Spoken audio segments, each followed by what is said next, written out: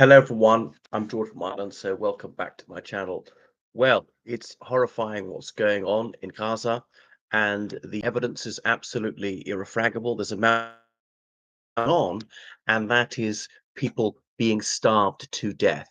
Some people have already died of starvation, others of malnutrition. Malnutrition, you may have food, it's just not enough. So over 100 international aid organizations and human rights organizations have attested to this fact. It is indisputable. It is just beyond argument that Israel is using starvation against the entire population of Gaza. Oxfam, Save the Children, Médecins Sans Frontières, and many others, they've issued this statement. They've all signed that saying that people are wasting away. Some of the aid workers there, they're wasting away. They say, doctors are collapsing because of hunger and so on. So it's absolutely horrendous. So the Gaza Ministry of Health said 10 Palestinians died of malnutrition just yesterday and so on. So now I know that media that's Zionist inclined will always say Hamas run as though to somehow discredit it or whatever, right? But that'd be like saying, the Zionist run Israeli Ministry of Health or the Netanyahu run whatever.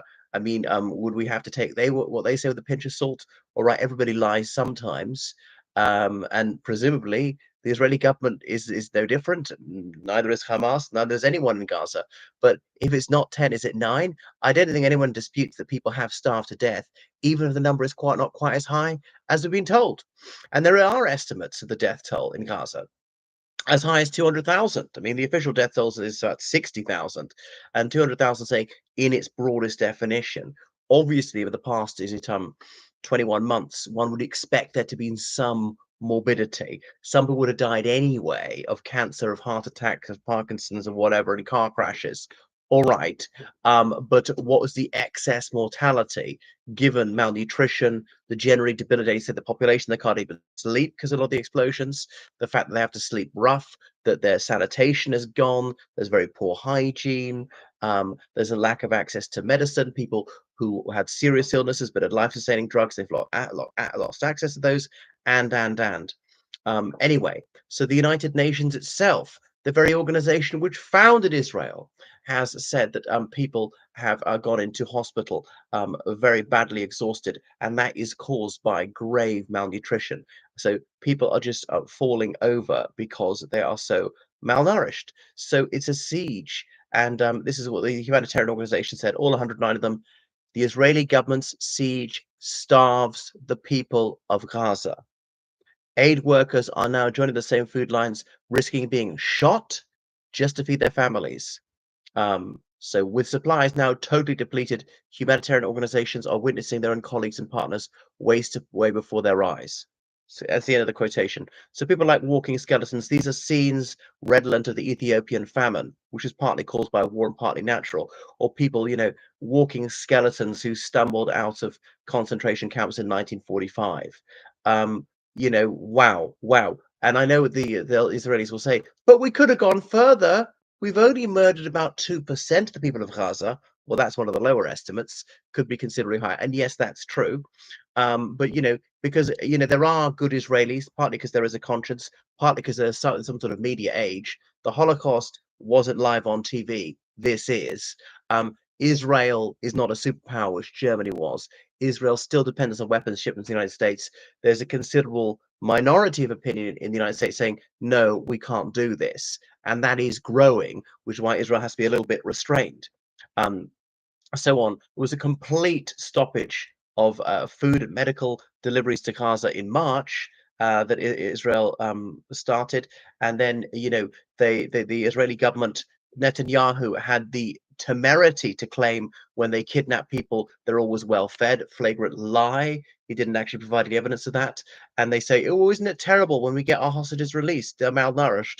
Well, surprise, surprise. If you got fought off to Gaza, there's not much food for anyone, at least the hostages. The one thing I suppose the hostages don't get to move around. That does conserve their energy a little bit. Now, obviously, I don't want anyone to be a hostage. I'd like all hostages released now. So the blockade was somewhat loosened for 2 months, but it was nowhere near enough food and medicine to keep things going. So and then some children, even they survive this, they will be permanently stunted. They'll be underdeveloped because of this. It's just extremely cruel. Children so starving that they say they want to die. Wow, wow. And the Israeli government, they fulminated against the Assad regime in Syria, partly for using starvation as a weapon of war, which is absolutely true. And then it's stinkingly hypocritical to do exactly the same thing. But at least with Assad's regime, we didn't have to hear him having the nerve to claim his army was the most moral in the world. A bit like all these children shot in the head with snipers' bullets. Snipers who've got a perfect view of someone 2 miles away. They know precisely what they're doing.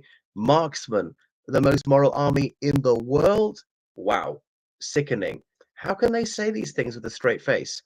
Um, so it's absolutely obvious. And what was the ground given for cutting off all food and medicine? Oh, Hamas was stealing the aid and selling it and blah, blah, blah. Well, Hamas have to eat too. No doubt they would take some food too as well. I don't find that surprising. Selling it to whom? I mean, who's got any money? What commerce is going on in Gaza? And selling it, lending the money for what purpose? What can they buy? There's nothing to buy. They can't import weapons. Israel controls all the land border crossings except one, which Egypt controls, and Egypt's against Hamas as well.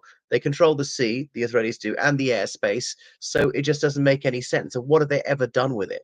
Um, so the United Nations has recorded over 1,050 Palestinians killed by the Israeli military just because they're waiting to get food since the 27th of May. That is murder.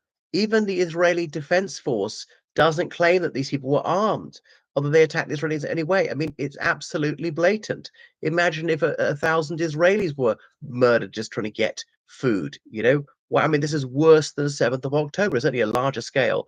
And it's revolting that the organization organizing this food distribution called the Gaza Humanitarian Foundation. The United Nations used to do it, worked far, far better. I'm not sure if a single person was killed during that. And the Israelis in the United States were warned not to do this. We're told it would be a catastrophe. They're doing it on purpose. They know it's a catastrophe. I suppose it's they can corral them more easily to shoot more of them when they're together. It's sickening. How evil can you get? And of course, you have Zionist shills who are saying it isn't happening, or there is no starvation, or there is no genocide. I mean, you remember Ben Shapiro in the United States saying he celebrates the actions of the Israeli army in Gaza. He celebrates the mass murder of civilians. He celebrates starving everybody to death. He celebrates shooting little children in the head on purpose. No mistake, know exactly what they're doing. And we've been here before. I mean, 2009, it was the same thing, was a smaller scale. Or even about 2018, that fence the Israelis put up, people shot for coming within 300 meters of a fence, unarmed people. Even the Israelis said they were unarmed, shot, in many cases, shot dead, even kids, for coming within 300 meters of a fence. No threat to anyone. And that is murder in anybody's book. Wow. Anyway, it's staggering, but I'm sorry to say it's just unsurprising. And how do they get away with these crimes and these lies? It's like, international law won't exist at all because of such impunity. Um, anyway, so the Israeli Defense Forces say they've only ever fired warning shots. Right, warning shots which just happened to have killed over 1,000 people, and they never intend to shoot civilians. Oh, oops a daisy, they just happened to have murdered over 1,000. Okay, so and the IDF says that the United Nations and even the Gaza Humanitarian Foundation backs up this account that 1,000 civilians have been murdered. Says this is a false and misleading figures. So what are the true figures? Another point: Israel hasn't released any death toll for Palestinian civilians in Gaza. Why? Why? Is it because it's so high, it confirms exactly what the Gaza Ministry of Health is saying? Or is it because they don't even consider it worth recording, as they don't consider Palestinians to be human beings? So population of Gaza are on only 12% of their territory, because all these orders to get out of this area and that area, and they're so densely populated together, then they're murdered very easily. And say, oh, Hamas is using human shields. But Hamas cannot be far from civilians because they're all so close together. Everybody is. So only 28 lorry loads a day of aid is distributed in Gaza, which is nowhere near enough. There's tons and tons of food, as the United Nations said, and it's not being allowed through.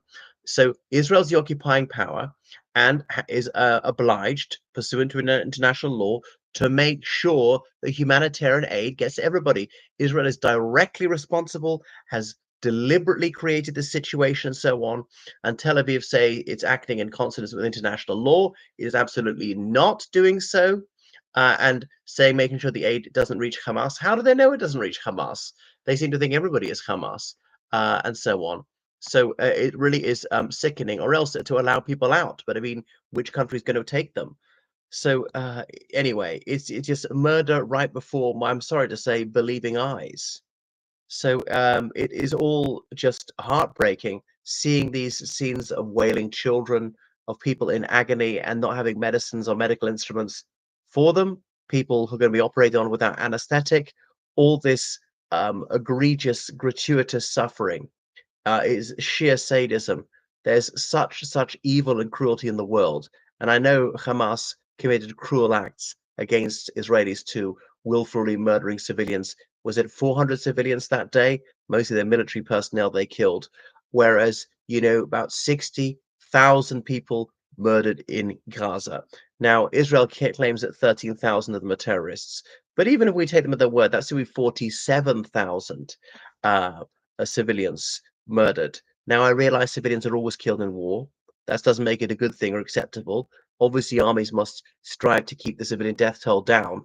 But Israel does the opposite, is trying to maximize it. And when will it end? Where will it end? Just, wow, words fail me. It's absolutely revolting and infuriating. What can we do? Okay, I'm a nobody. What very little I can do is to try and be a witness to the truth, raise my voice, might have some effect. Surely, everybody, we have some moral duty to do what little we can to speak up, to make charitable donations, and so on. So, do what you can to end genocide. We said never again after 1945. It's been repeated again and again, and it's all very, very lugubrious.